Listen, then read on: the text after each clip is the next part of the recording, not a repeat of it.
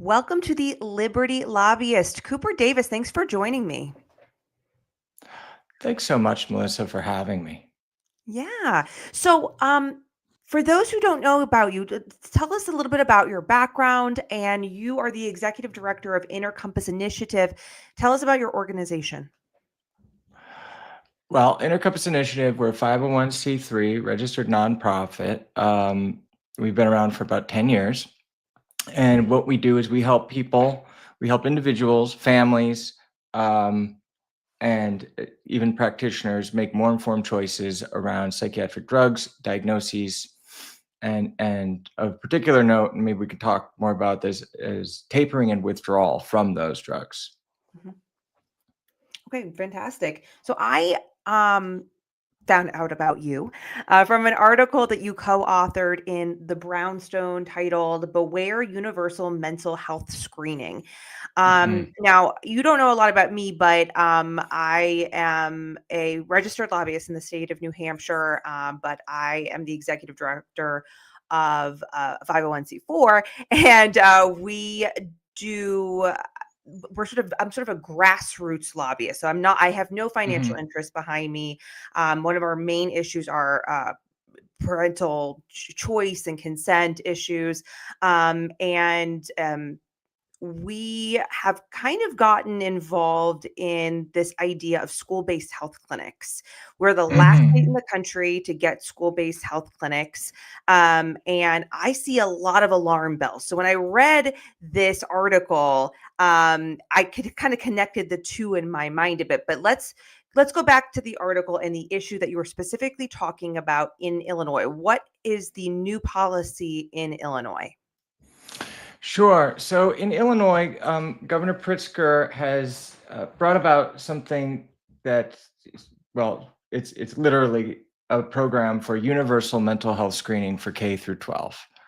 I do not have my this particular policy. I'm not the one to talk you through the ins and outs of it, but the piece that I co-authored for Brownstone was meant to sort of, yeah, in the title of the piece, it was beware. There's an assumption that screenings, um, you know, what's the harm, right? Right. We understand that in this country we have a mental health crisis and that it's hitting children especially hard. So what is the harm in just checking in? Are the kids okay? Mhm. And the answer to that question is actually there's quite a lot of harm. Um, First of all, these screenings themselves, um, they're not hyper scientific or objective, let's just say. Some of them are self assessments for older kids, they might fill out themselves. Otherwise, these are being administered by teachers, even parents, maybe a guidance counselor.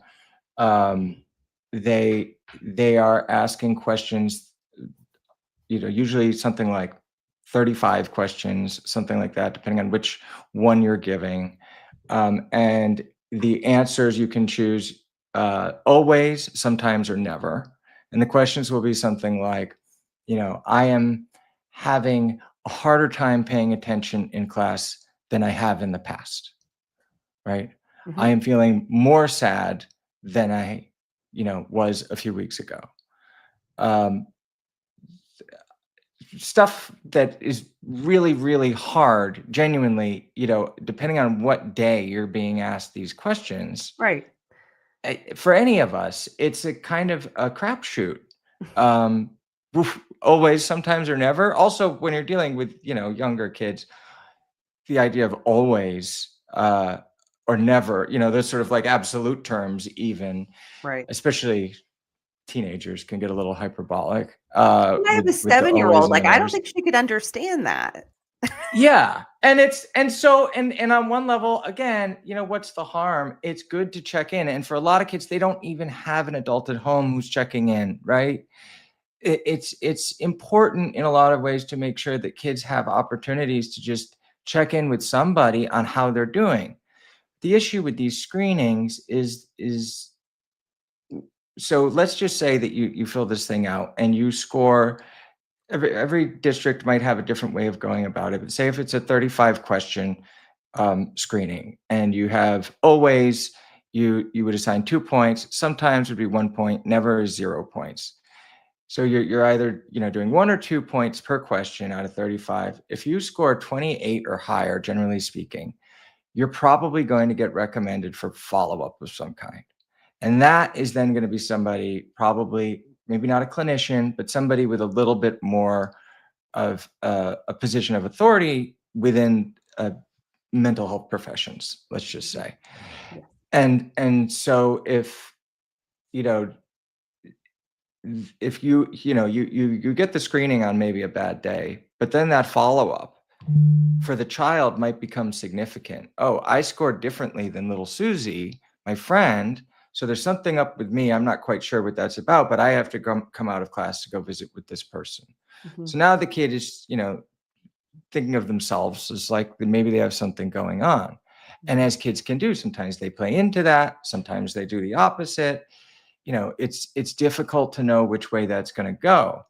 And then, of course, depending on the nature of the problem, you may have a kid who has a lot going on at home for some very, very specific reason that has a very specific remedy that exists within the context of their home life. Their dog just died, Right. whatever, right?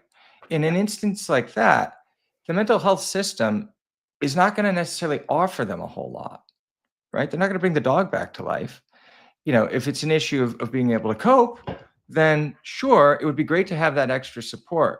But I think the general idea that my co-author and I were trying to get across in this piece was that, thinking of this as, if this is universal, this is happening every single year, K through 12, that is, at least 12, 13, 14 opportunities, if you're doing it just once a year, to, kind of move a little bit closer to this system that I think we can all agree, it's sort of not controversial to say, whatever's going on with our mental health crisis in this country, we have more people on the receiving end of mental health treatment than ever before in history.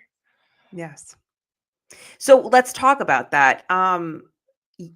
I think we can sit back and say, well, yeah, there probably is some type of mental health crisis specifically amongst children, but in the general population. And I hear more and more in everyday vernacular than I ever have before about taking care of your mental health, mental health, mental Yeah. health. It's a constant thing that people are talking about, um, almost to the point of dwelling. And yet, with all of this access to service in a way that frankly we've never had before, it seems to be getting worse. So is it getting worse, number one? And is potentially the treatment part of the issue? I mean, these are big questions, and far be it from me to be able to answer them definitively. But I think they're important questions that more and more people are asking. The reality is, we have a mental health system that, for a variety of reasons, tends to have a preference for a very medicalized view of mental health. Mhm. That You is a mean like problem. drugs, like pharmaceutical drugs and that sort of thing? Pharmaceutical drugs, but it also even extends to sort of the diagnostic framework that we're using. So, you look at, there's a diagnostic and statistical manual of mental disorders, which is what clinicians in this country, psychiatrists in particular, are using to sort of identify how to approach treatment. Okay. And so those are, you have diagnostic criteria. If you meet 5 out of the 7, then you can be diagnosed with major depression, generalized anxiety, ADHD, whatever it is. So that even that diagnosis itself is, on some level, somewhat of a medicalized idea. Again, like, think about, the dog just died. You may have in the weeks or even months following the death of this beloved family pet, you may meet the diagnostic criteria. What a lot of parents don't necessarily understand is that meeting that diagnostic criteria does not mean that you have a thing called depression. It just means that you meet the criteria for a thing called depression. Mm. And that diagnosis ultimately is supposed to be sort of like a tool to pragmatically guide treatment, which can and often does include drugs. But even the diagnosis itself is increasingly misunderstood to be referring to a disease like with heart disease, with a neurological issue. That's a type of disease that is a little bit different than what you have in the DSM. Mhm. And even some of the language that gets used, especially like mental health awareness campaigns, will say these are diseases no different than physical diseases. Taking a psychiatric drug for a psychiatric condition is no different than taking insulin for diabetes. It's actually very, very different. You cannot equate. Uh, we could go through a list of the reasons why it's impossible to equate mental disorders as conceived in the DSM with a physiological condition which you can test for, like Right. diabetes. Mhm. And so I think part of there's two prongs that the work that I do and that we do at our nonprofit is like really interested in helping families get a better sense for. One is this idea of medicalization, and where does that actually show up in people's lives, and how can you identify it when it's happening? Sometimes it's because school districts don't have the resources to approach any other problem, right? There's one thing that we do know how to do, and we know how to do it quite efficiently, which is get especially older kids, teenagers, to get them a psychiatric diagnosis and get them onto drug treatment. It costs a lot more money to dive deep on what that kid has going on, develop the trusting relationship that's necessary in the context of something like talk therapy. And then it's also just generally the case that even talk therapy is not mental health treatment is never a replacement for the basic things that kids need, Mhm. right? So Right. this is the other thing that our nonprofit is really focused on is, nowadays, oftentimes parents will hear, oh, my kid's having trouble in school, better make an appointment with a doctor. That's their first thought. But that's a very new phenomenon. And there's about 18 different things that are worthy of considering before you get to making a doctor's appointment. Let's talk about sleep. Let's talk about diet. Let's talk about movement. Like, forget exercise. How much movement is my Right. kid getting? Let's talk about screen time. All this stuff. And a lot of people roll their eyes at this and they'll say, no, we're talking about serious disorders here. You're not going to, mindfulness your way out of it. But the reality is, I know for myself, when I am eating right, when I'm getting enough sleep, uh, when I'm moving my body at least a little bit every day and not staring at screens, the difference between how I am when I'm doing the bare minimum on that stuff versus when I'm disregarding it completely is huge. I'm like a different person. Yeah. It's even more so for our kids who are developing. Mhm. Yeah. No, absolutely. I completely agree. Um, Obviously, this is Illinois' new policy. I like for people to be made aware. I mean, once one state starts, other states start considering it. And I will tell you, this is a bipartisan thing. This has nothing to do with whether, Yeah. well, maybe you're in a blue state or a red state. I hear politicians every day on both sides of the aisle at the state level talking about the mental health crisis amongst children, and their knee-jerk reaction, as is most politicians' knee-jerk reaction, is to throw money at it. They just want to throw money at it, and they don't even care about like where it's going, what it's being used for. Just, we need more money, we need more money, we need more money. I have noticed, we talked a little bit about this before I got on, but yeah, we have school-based health clinics coming here. They're always mental health focused. And Mhm. I am concerned about schools becoming medicalized. Mhm. Um, do you see an inherent issue in the way that I do, as far as, are schools the proper place for medical care, even mental health care? Mhm. My argument has always been, well, why aren't we sending some of these grant monies to mental health hospitals? That system is completely strained. Why are Mhm. we so focused in on the schools? And I Mhm. see that as a push in most states that they're looking to insert into the schools. Why do you think that is? My personal feeling on this is that by the time an issue is showing up as a diagnosable mental health condition, you're already quite a bit too far down the sort of like chain of cause and effect. A lot of the stuff that shows up on the individual level as a mental disorder, we're talking about things that start off as social problems, economic and financial issues, um, it, certainly areas that deal with community violence and criminality in significant ways. Uh, Not to mention sort of the lifestyle stuff we're talking about earlier. All of this stuff, if we're handing out money towards things, I think that there's not just some worthy targets in these issues that exist a bit upstream from a lot of this stuff. The thing that worries me the most about mental health care in general right now, we have more mental health care happening than ever before, and yet our rates of suffering and diagnosable disorder are higher than ever.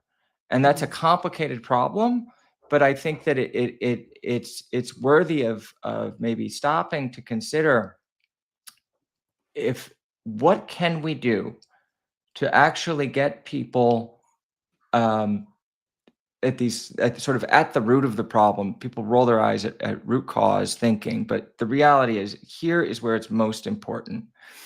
When you are starting to turn schools into mental health centers, here's my biggest issue with that.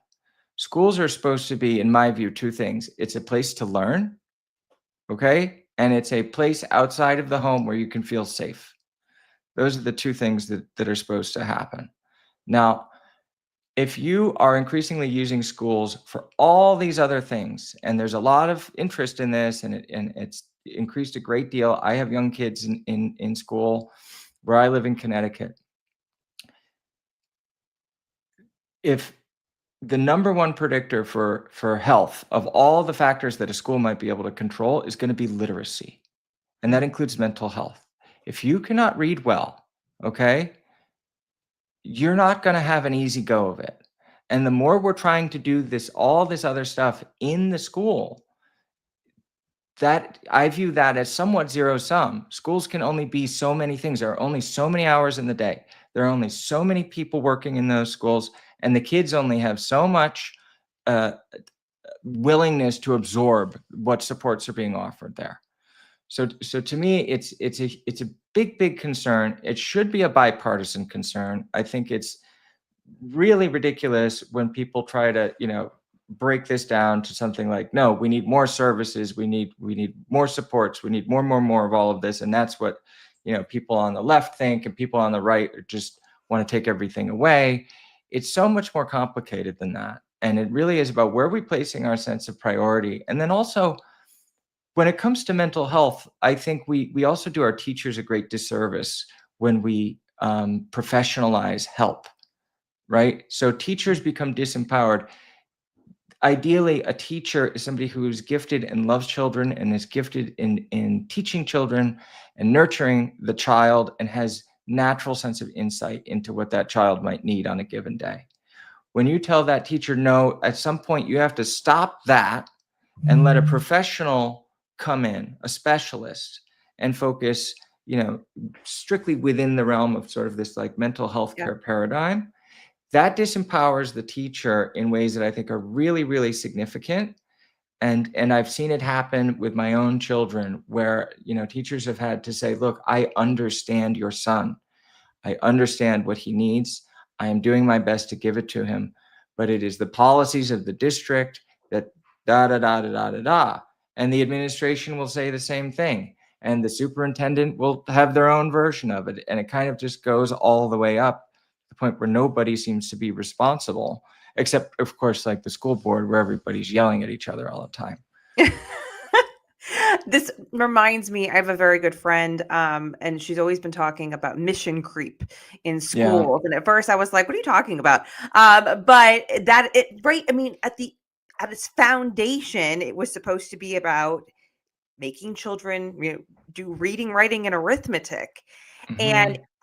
I could not agree with you more. You say there is only so many hours in the day. There is only so much bandwidth for a teacher. So now you're adding all these other factors that take away from their ability to simply teach your child to read, write. And yes, and there is a lot of value to that, and it makes you happier. If Hmm. you can be academically successful and therefore successful in life. I know this is a little bit of kind of going into your organization. I can't help my cynical brain cannot help but feel that while there might be surface, altruistic motivation to this, that ultimately it does start feeding children into the medical rat wheel system, Hmm. which is a very profitable system. So, Hmm. can you go into a little bit of that? What are some of the inherent issues of starting down that path, Hmm. and how could people get out of it? Hmm. Sure. Well, there's a couple things that I just think most people should understand when it comes to specifically drug treatment Yeah. for mental health conditions. First of all, and it might be a little surprising to some folks, but this is um, these facts have been checked. So, for one thing, there is no psychiatric drug, including all the commonly prescribed ones, that is tested and studied and or even approved for more than 6 to 8 weeks of use prior to approval. Let me restate that to get it exactly right. Okay. All the stuff, so all the SSRIs, the stimulants, the anxiety drugs, all of this stuff. Okay, pre-approval, the FDA is approving these as treatments for these various conditions on the basis of 6 to 8 week long trials.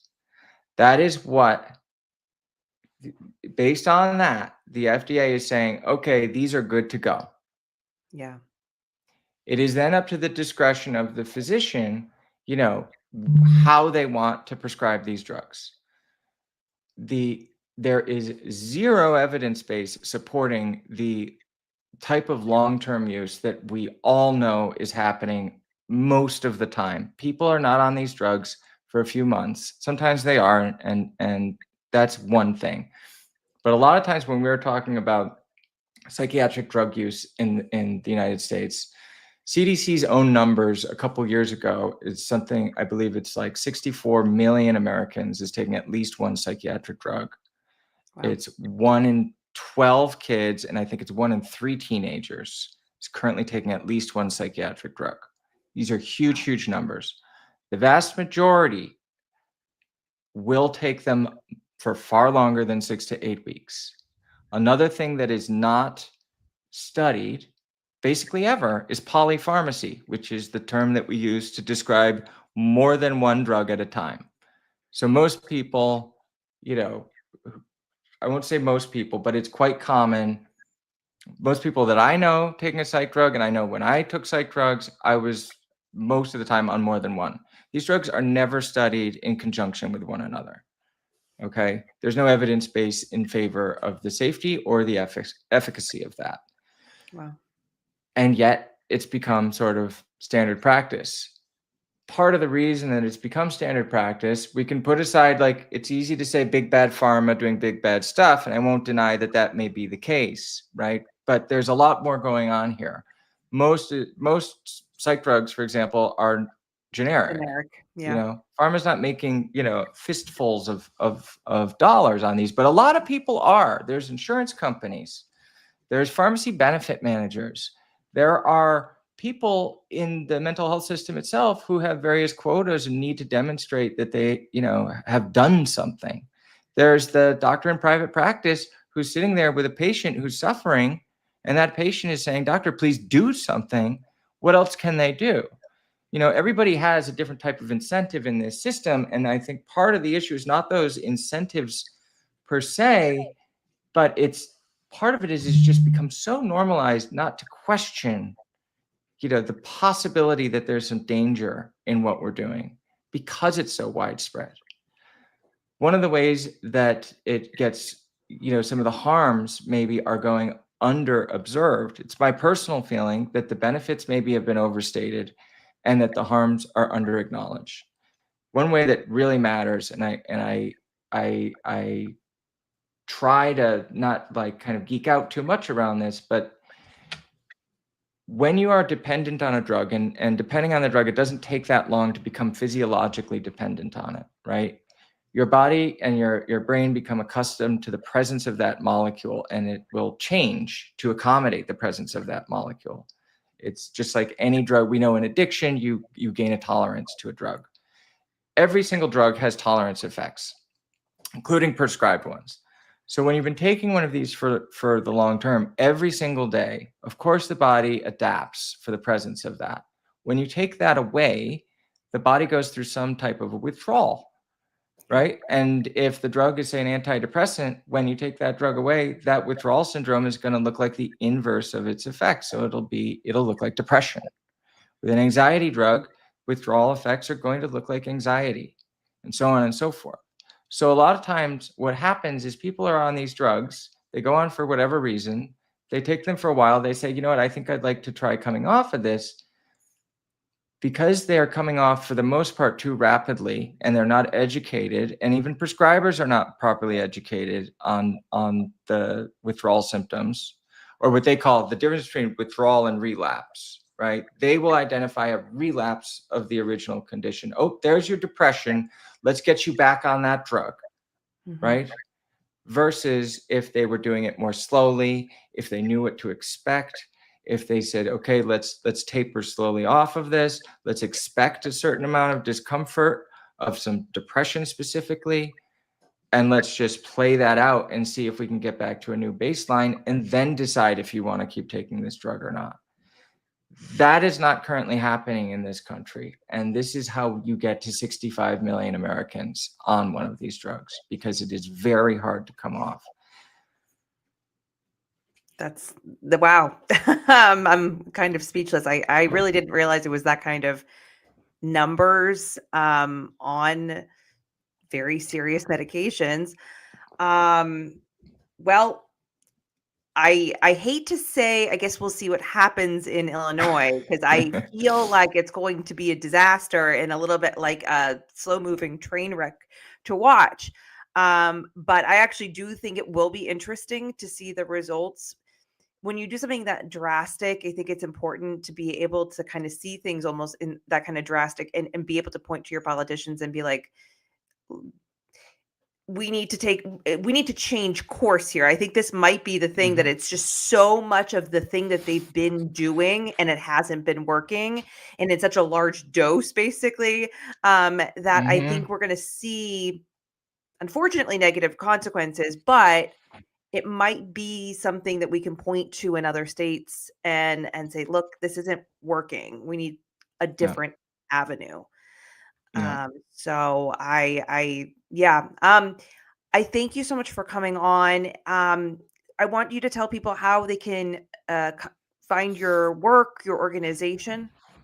Sure. Yeah. Come see us. We're at www.theinnercompass.org. If you Google Inner Compass Initiative and psychiatric drugs, you'll also find us that way. Sometimes people can't remember the URL. We offer a whole lot of stuff, lots of families, lots of prescribers also use our resources. So we're not just for patients and their families. That's great. We have a ton of resources available for free.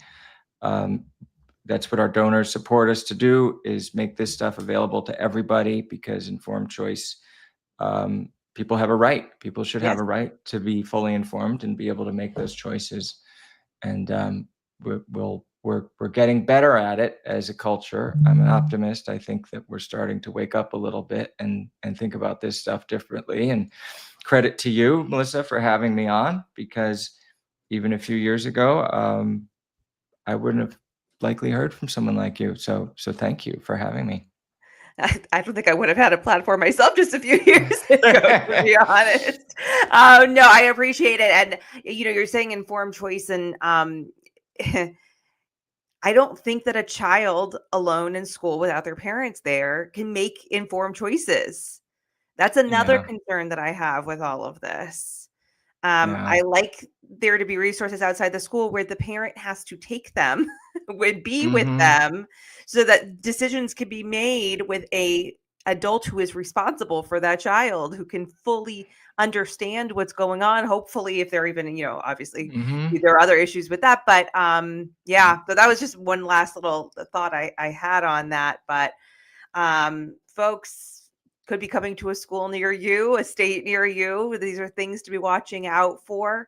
And you'd be surprised. It might not be as insane as, Illinois with universal Mm-hmm. yearly screenings, but these things are happening everywhere in some dose amount. Yeah. Yeah. All right. Yeah. Well, thank you It's so true. much. Thank you, You have a Melissa. great This is day. great. You Yes. too. Okay. All right. Bye. That is it for the Liberty Lobbyist. I am Melissa Blasek, and you can find me at Melissa Blasek NH on Twitter, or at Rebuild NH. And if you have any questions, comments, concerns, you can email me director@rebuildnh.com. Until next time.